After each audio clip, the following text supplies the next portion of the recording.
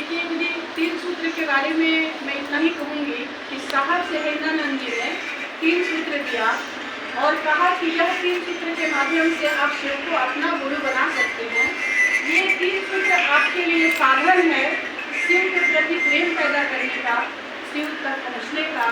ये तीन सूत्र आपको साधन है जिसके माध्यम से आप शिव को मन से पकड़ सकते हैं।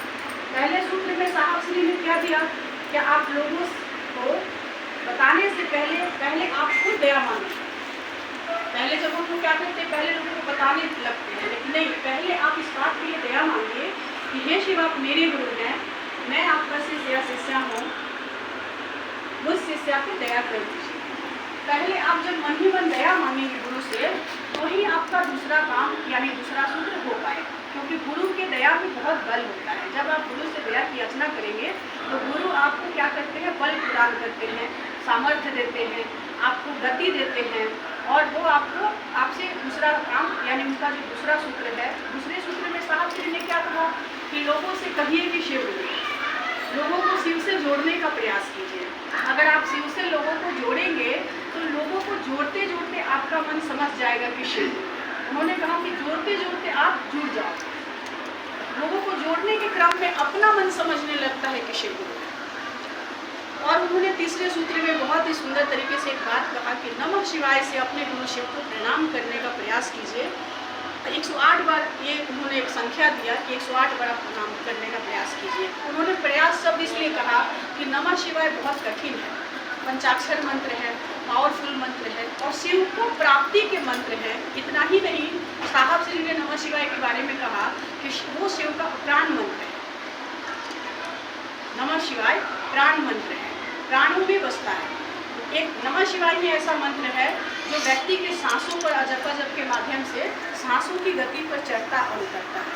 हम लोग सांस लेते हैं तो नमः और छोड़ते हैं तो शिवाय, यानी नमः शिवाय से प्रणाम करने के लिए साहब ने कहा कि सहजता से आप नमः शिवाय के माध्यम से गुरु शिव को प्रणाम निवेदित कर सकते हैं, क्योंकि जब आप गुरु बनाएंगे तो प्रणाम तो गुरु को करना ही होगा।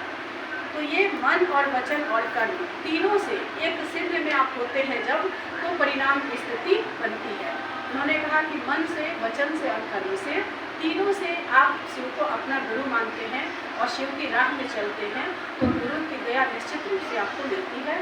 इतना ही नहीं, उन्होंने यह भी कहा कि गुरु की दया गुरु के आदेश में सन्निहित होती है, अटैच होती है।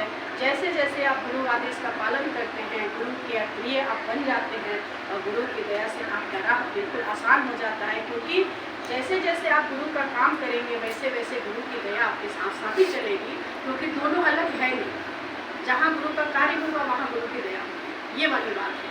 तो गुरु की दया के साथ साथ रहना, गुरु के दया के आश्रय में रहना, उनके सानिध्य में रहना हमारा और आपका ये प्रयास होना चाहिए कि तीन सूत्र पूरी निष्ठा और ईमानदारी से किया जाए।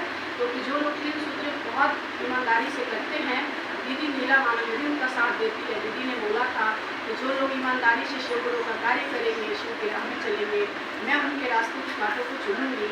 तो आपके साहब श्री सहजानंद जी और दीदी नीला मानंद हर पल हर प्रतिपल आपके साथ है। तो यही बात मैं कहना चाहूँगी कि तीन सूत्र कीजिए और एक दिन अपने जीवन में आप चमत्कार देखिए कि गुरु शिव कितने चमत्कारी गुरु हैं। जीवन में आते हैं तो जीवन की दशा और दिशा दोनों बदल के रख देंगे। आइए आप सभी को प्रणाम करती हूँ आज के लिए।